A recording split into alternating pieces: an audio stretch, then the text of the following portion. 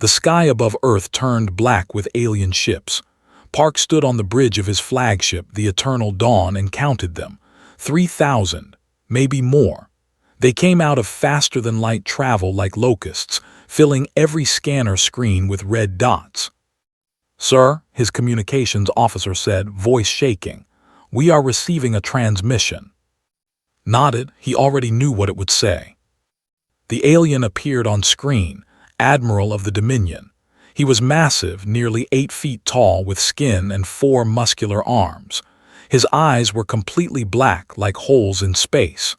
Behind him, his bridge crew moved with perfect discipline. "Humans of Earth," said, his voice was deep and cold. "I am Admiral. I have conquered 217 worlds. I have never lost. Your planet is now property of the Dominion. You will surrender all military forces. You will accept our rule. You will serve us." He paused. "If you refuse, I will burn your world until nothing lives. You have 1 hour." The transmission ended. Looked around his bridge. His crew was scared, he understood. He was scared too, but fear was a luxury they could not afford. "How many ships do we have?" he asked. 412 combat-ready vessels, sir." 400 against 3,000. Had been a soldier for 30 years. He knew those numbers meant death, but he also knew something else. He knew that humanity had never surrendered, not once in all their bloody history. He opened a channel to the entire fleet. "This is Fleet Commander Park. I will not lie to you. We cannot win today, but we can fight. We can make them bleed. We can show them that humans do not kneel." He took a breath. "All ships attack formation. We fight." The battle lasted 6 hours. Watched his fleet die around him. Human ships were smaller, weaker, slower than vessels, but they fought with everything they had. Captains rammed their burning ships into enemy cruisers. Pilots flew suicide runs into weapons platforms. Every human died fighting. It was not enough. 2 hours into the battle, the Eternal Dawn took heavy damage. Felt the ship shake as enemy fire tore through the hull. Alarms screamed. Crew members died at their stations. "Sir, the carrier Indomitable is moving to cover us," an officer reported. His heart stopped. The Indomitable, his wife's ship. "No," he said. "Order Captain to fall back. We can." "She is not responding to orders, sir." Ran to the viewport. He saw the Indomitable, a massive carrier, positioning itself between the Eternal Dawn and the fleet. She was drawing their fire. She was sacrificing herself. His communication screen flickered. His face appeared. She was beautiful even now, even with blood on her forehead and fire behind her. She said, her voice was calm, "Get the fleet to Mars, rebuild, come back stronger. Don't do this, please." She smiled. It was the smile he fell in love with 20 years ago. "Someone has to buy you time. I am proud to be your wife. I am proud to die for Earth." Her eyes were wet. "I love you, now go." The screen went dark. Watched the Indomitable charge directly into the formation. He watched it take hit after hit. He watched it explode in a ball of white fire, taking 4 enemy ships with it. He felt something break inside his chest. Something important, something that would never heal. "Sir," his officer said quietly, "your orders." Stared at the space where his wife's ship used to be. Then he turned away. "All remaining ships retreat to Mars, maximum speed." Humanity's fleet, what was left of it, ran. They did not chase them. They did not need to. Earth was theirs now. Watched on long-range sensors as troops landed on every continent. He watched as cities that took centuries to build were occupied in hours. He watched as Admiral broadcast a message to the entire solar system. The alien Admiral stood in the United Nations building in New York. Human leaders knelt before him in chains. World presidents, prime ministers, generals. They knelt like slaves while smiled his cold smile. "Humans are now tamed," announced. "They are Dominion property. Any resistance will be punished with death. Any rebellion will be crushed." He looked directly into the camera. To any humans hiding in your solar system, there is nowhere to run. Surrender now or die later. The result will be the same. On Mars, in an underground bunker, Park watched the broadcast with 147 surviving ships worth of crew. They had lost everything. Their homes, their families, their world. Touched the wedding ring on his finger. His ring was floating somewhere in space now, mixed with the ashes of her ship. An officer approached him, a special forces commander who lost her entire unit in the battle. Her face was hard as stone. "What do we do now, sir?" she asked.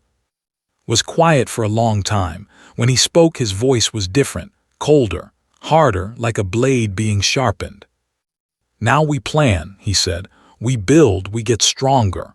He looked at her with eyes that held no mercy. "And then we take everything from them, everything they love, everything they have.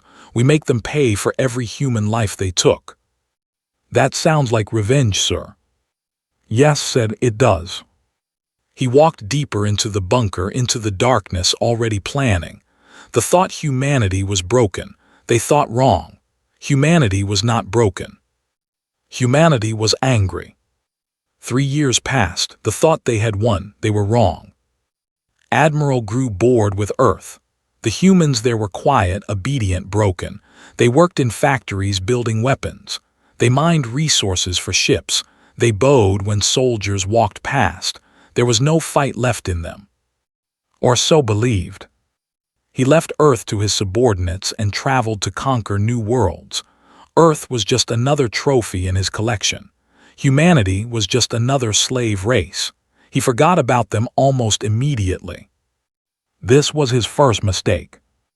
Deep in the asteroid belt, hidden among millions of rocks floating in space, humans were building. The shipyards were invisible to sensors, buried inside hollowed-out asteroids. The workers lived in darkness, eating recycled food, breathing recycled air. They worked 20 hours every day. Led the engineering teams. She was a small woman with tired eyes and oil-stained hands. Before the war, she designed luxury passenger ships. Now she designed weapons. "The ships are bigger and stronger than ours," she told her team. "So we will not fight bigger and stronger. We will fight smarter. We will fight dirtier." Her new ships were small and fast. They had special hulls that absorbed sensor signals. They could hide in the shadow of an asteroid and be invisible. They could strike and disappear before the enemy knew what happened. They believed in honorable combat. They fought face to face, fleet against fleet. They announced themselves before attacking. They followed ancient rules of war. Humans had no such traditions. Humans understood that in war, the only rule was survival. Park commanded the growing resistance from a mobile base that never stayed in one place. He looked different now. Thinner, harder. His hair had turned. His eyes had turned cold. The man who once loved poetry and music and watching sunsets with his wife, that man died with the indomitable. What remained was something else, something dangerous. Was his second in command. She trained soldiers for close combat, for the dirty fighting that happened inside enemy ships. She was brutal and efficient. Her students feared her. They also her. Ran intelligence. He was a quiet man who rarely spoke and never smiled. His family, a wife and 3 children, had been executed by the as an example. He collected information the way a spider collected flies. Patient, careful, deadly. Together they built the Ghost Fleet. 60 ships, 2,000 soldiers, against an empire that controlled hundreds of worlds. They began hunting. The first attack came without warning. A supply convoy carrying weapons to Earth vanished. All 15 ships gone, no distress signal, no survivors. The command assumed it was an accident. Space was dangerous after all. Then it happened again and again. Patrol ships disappeared. Communication stations went silent. Officers were found dead in their quarters with human knives in their throats. Messages appeared on computer screens. "We remember." They had never seen anything like this. Their enemies always fought directly. Their enemies formed battle lines and announced their presence. Their enemies followed rules. Humans followed no rules. Planned every attack personally. He studied patrol routes. He learned their communication codes. He found the cracks in their armor and drove knives into them. We cannot defeat them in open battle, he told his commanders. So we will not fight them in open battle. We will make them afraid of the dark. We will make them afraid of silence. We will make them afraid of us. New recruits arrived constantly. They came from Earth, smuggled out in cargo containers. They came from mining colonies they had conquered. They came because they had lost everything and wanted revenge. Han was one of them. She was 19 years old. Her parents had been shop owners in Seoul. When they demanded more workers for their factories, her parents refused to let her go. They executed them in the street while she watched. She escaped 3 months later, stealing a maintenance shuttle and flying into the asteroid belt until the Ghost Fleet found her. I want to kill them, she told when she arrived. Her voice was flat, her eyes were empty. I want to kill all of them. Looked at her for a long moment. He saw himself in those empty eyes. Can you fly? He asked. I will learn. She learned. She was a natural pilot, fast and fearless. She flew like someone who did not care if she lived or died, because she did not. Months passed. The Ghost Fleet grew bolder. They attacked mining operations. They freed human slaves from transport ships. They destroyed a weapons factory on a moon. And finally, Admiral noticed. He returned to the Sol system with murder in his black eyes. These insects had embarrassed him. They had damaged his reputation. Other conquered races were starting to whisper about humans, about resistance, about hope. Would crush that hope personally. Find them, he ordered his fleet. Find them and bring me their leader's head. He did not know that wanted the same thing, a meeting between them, a chance to finish what started 3 years ago. The hunter had become the hunted. The question was, which one would survive? Admiral was not stupid. He was cruel, yes. Arrogant, yes. But he had conquered 200 worlds for a reason. He knew how to break an enemy. He could not find the Ghost Fleet. The humans hid too well, moved too fast, knew the asteroid belt too perfectly. Every time his ship searched one area, the humans attacked somewhere else. It was like trying to catch smoke with his hands. So changed his strategy. He could not hurt the Ghost Fleet directly, but he could hurt what they were fighting for. He made an announcement that was broadcast across the entire Sol system. For every ship destroyed by human terrorists, 1,000 human civilians will be executed. For every soldier killed, 100 humans will die. This is not a threat. This is a promise. He kept his promise. When the Ghost Fleet destroyed a supply ship the next week, soldiers marched into a town in Japan and killed everyone. 1,000 people. Men, women, children. They did not care. They shot them in the streets and left the bodies for others to find. The message was clear. Every time you fight us, your people pay the price. Park received the news in his command center. He stood very still as reported the numbers. 1,000 dead, because of one supply ship. Sir said quietly, there is video. They are broadcasting it as a warning. Show me. Hesitated, sir, I do not think. Show me. The video played, watched it all, every second. He forced himself to see what his war had caused. When it ended, he walked to his private quarters and did not come out for 2 days. On the 3rd day, found him sitting in darkness. He had not eaten, he had not slept, he looked like a ghost. The crew is asking questions, she said. They need to know if we continue fighting. If we continue fighting, more civilians die. If we stop fighting the win, they enslave humanity forever. Closed his eyes. Then we are choosing which humans die, the ones today or the ones in the future. Yes, said, that is exactly what we are choosing. They sat in silence for a long time. finally spoke. "My wife died so we could keep fighting. Those civilians died because we keep fighting. How many more have to die before we win? Is there even a number that is too high?" "I do not know, sir. I only know that surrender is worse." An argument interrupted them. Outside the door, voices were rising, and stepped out to find Han facing with anger burning in her eyes. "We have to stop," shouted. "Do you not understand? They are killing innocent people because of us." "If we stop, those people died for nothing," replied calmly. "They are dying for nothing now," turned to. Her face was wet with tears.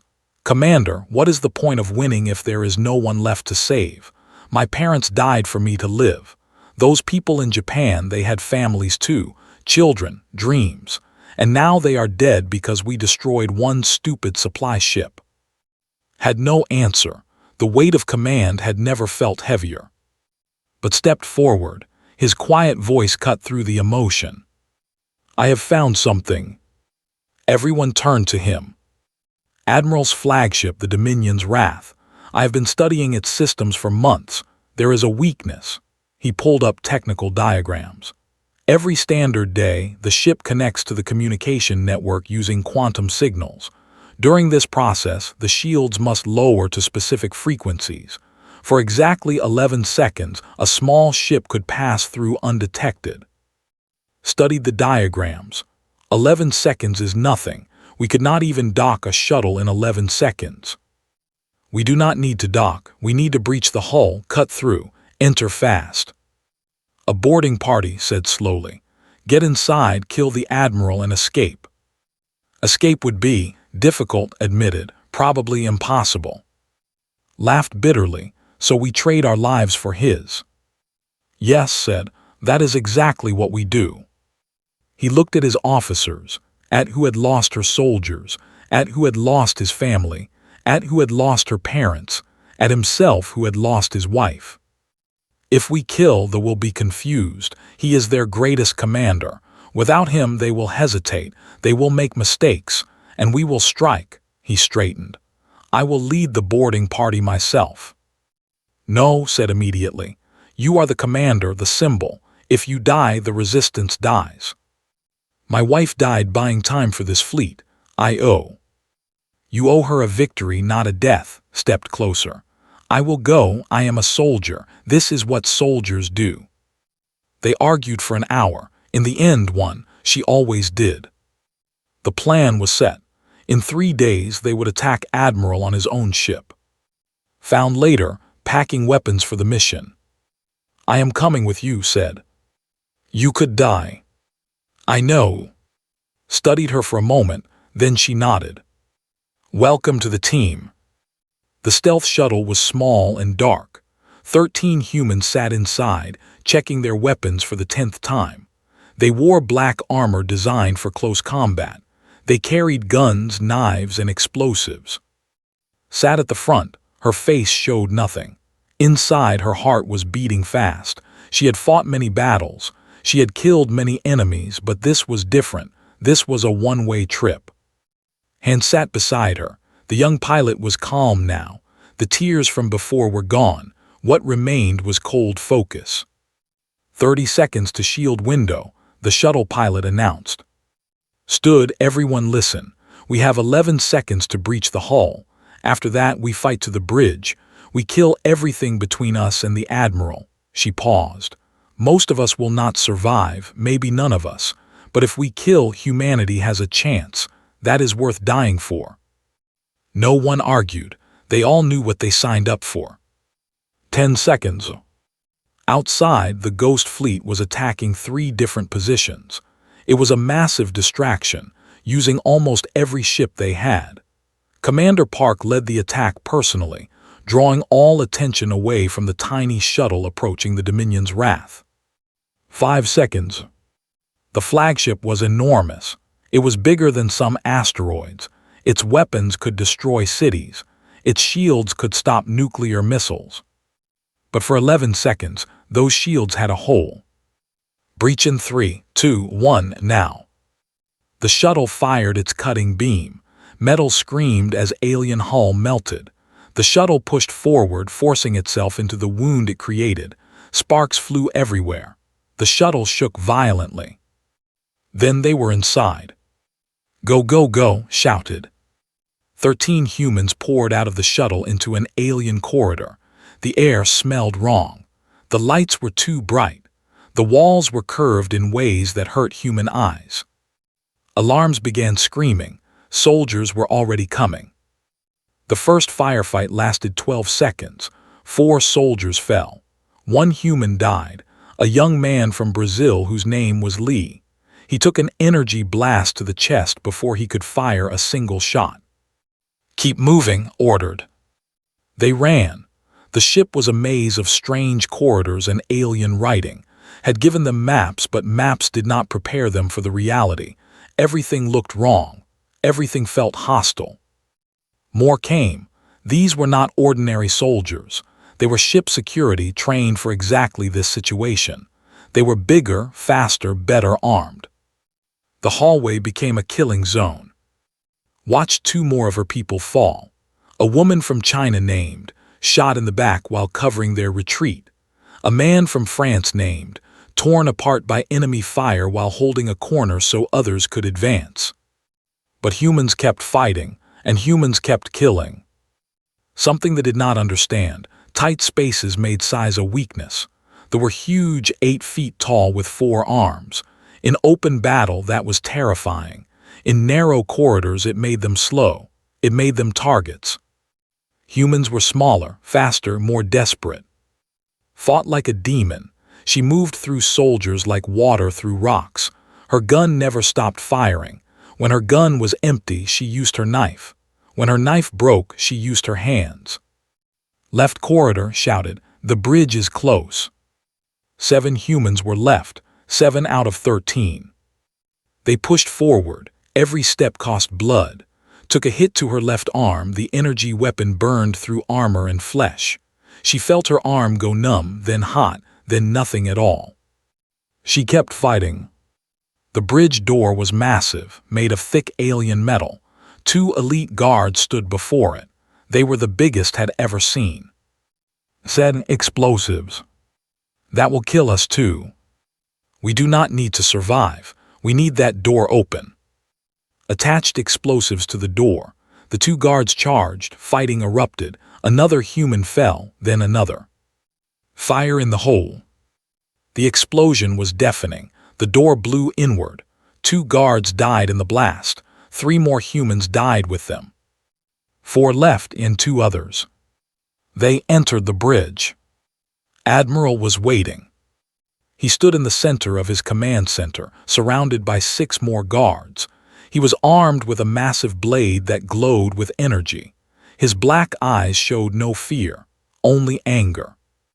"Vermin," he said, his voice was like thunder. "You dare enter my ship, you dare face me." Raised her one remaining arm, holding her gun steady. "I dare do more than face you." The final fight began. It was chaos, screaming, blood, fire. The 2 other humans died in the first seconds, brave soldiers whose names were Park, and they died taking guards with them. Fought 3 guards at once. She was wounded, bleeding from a dozen cuts, but she did not stop. She could not stop. Faced alone. He was faster than she expected. His blade nearly took her head. She ducked, rolled, fired. Her shots hit his armor and did nothing. He laughed. "Pathetic," he said. "Your race is weak. You were born to serve us." Felt blood filling her mouth. Her arm was gone below the elbow, lost somewhere in the fighting. Her body was failing. But her spirit was not. "We were born," she said, spitting blood, "to kill things like you." She charged. His blade cut deep into her shoulder. She did not stop. She pushed forward inside his guard where his size meant nothing. She pulled a knife from her belt, a simple human knife made of steel. And she drove it into his throat. His eyes went wide. He stumbled. His blade fell. His hands went to his neck, trying to stop the blood pouring out. Twisted the knife. The Admiral of 200 conquered worlds fell to his knees. Then he fell on his face, and he did not move again.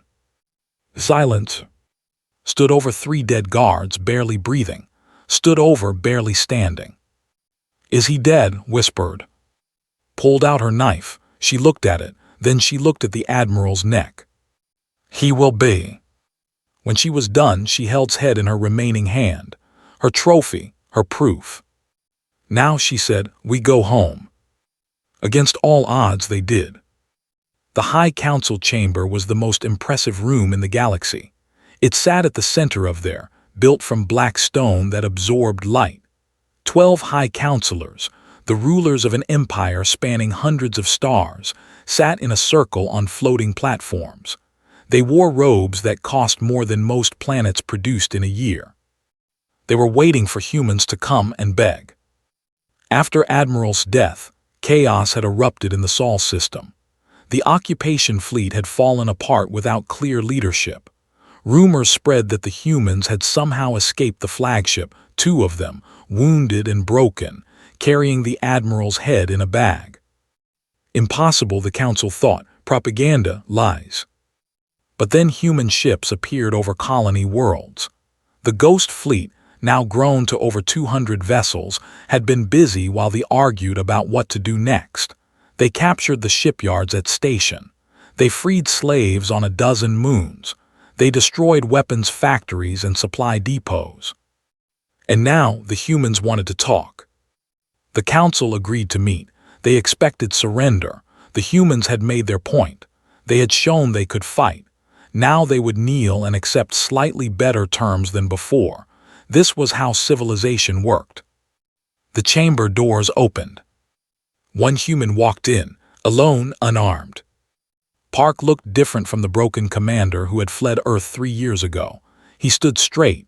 His hair was cut short. His uniform was simple, black fabric, no decorations, no medals. He carried only a metal case. He walked to the center of the chamber and stopped. The High Counselor, an ancient name who had ruled for 300 years, looked down at him with contempt. You may present your surrender, said. Did not bow, he did not kneel. He set the metal case on the stone floor. I am here to discuss terms, he said. Some counselors laughed. The sound echoed in the huge chamber. A human discussing terms with the Dominion, absurd. You have fought well for vermin, said. We will remember your resistance when we write histories. Perhaps we will even allow some of your kind to live as free servants instead of slaves. This is generous. Accept it. Open the case. He reached inside and lifted Admiral's head, preserved perfectly, eyes still frozen in shock, mouth still open in his final scream. Then he hurled it onto the council table. The head rolled across the polished stone. It stopped directly in front of High Counselor. Silence, complete, absolute silence. For the first time in 300 years, had no words. No, said, his voice was calm, cold, final. You may present yours. He clasped his hands behind his back. Your occupation fleet around Earth has been destroyed. 2,300 ships gone. Your supply lines through the asteroid belt have been cut. We control them now. The shipyards at Station belong to us. They are producing human ships as we speak. He paused, letting the words sink in. 12 of your colony worlds currently have human fleets in orbit. They have not attacked yet. They are waiting for my order. Finally found his voice. This is impossible. You cannot. I can, I have, I am. Reached into his pocket and placed a small data chip on the table. These are our terms. Complete withdrawal from the Sol system. Return of all human slaves throughout your empire. Reparations for the damage you have caused. Recognition of human space as sovereign territory. He leaned forward slightly. And a formal apology. Broadcast to every world you have conquered, every slave you have taken. You will tell them that you lost. You will tell them that the vermin beat you. Slammed his fist on his platform. We will never. 3 days, interrupted. You have 3 days to accept these terms. After that, we stop being reasonable. You are bluffing. Your fleet is tiny. Your resources are nothing. One serious attack and we will crush you. Smiled. It was not a warm smile. It was the smile of a man who had lost everything and discovered he was stronger for it. "Then attack us," he said. "Please, we are waiting." He turned and walked toward the door. His footsteps echoed in the silent chamber. Called after him, "You cannot win a full war. We have thousands of ships, millions of soldiers." Stopped at the door, he did not turn around. "You had Admiral too. Look at him now." He glanced back over his shoulder. 3 days. He walked out. Outside was waiting. Her missing arm had been replaced with a metal prosthetic. She stood straight despite the scars that covered her face. Beside her was Han, still young but no longer innocent, carrying a rifle like it was part of her body. "Well?" asked. Allowed himself a real smile, small, tired but real. "They will agree." "How do you know?" He looked back at the chamber doors, behind which an empire was falling into chaos, behind which ancient rulers were staring at their greatest admiral's severed head. "Because for the first time in their history," he said, "they are afraid." 6 months later, the Treaty of Saul was signed. From human space, slaves were freed, reparations began. On Earth, in a cemetery overlooking the Pacific Ocean, visited a stone marker with his wife's name carved into it. There was no body, had burned with her ship, but this was where he came to talk to her. "We won," he said quietly. "I do not know if it was worth the cost. I do not know if I am the same man you married." The wind blew through the grass. The sun was setting, painting the sky orange and gold. "But they will remember us now. They will remember that humans do not surrender. They will remember that we fight back, and they will never forget what we did to Admiral." He stood for a long moment, watching the sunset. Then he turned and walked away toward where and the others were waiting. There was rebuilding to do, wounds to heal, a future to build. Behind him, the sun set over a free Earth. And across the galaxy, conquered species began to whisper. If the humans could do it, perhaps they could too. Perhaps they were not invincible after all. The age of human submission was over. The age of humanity had begun.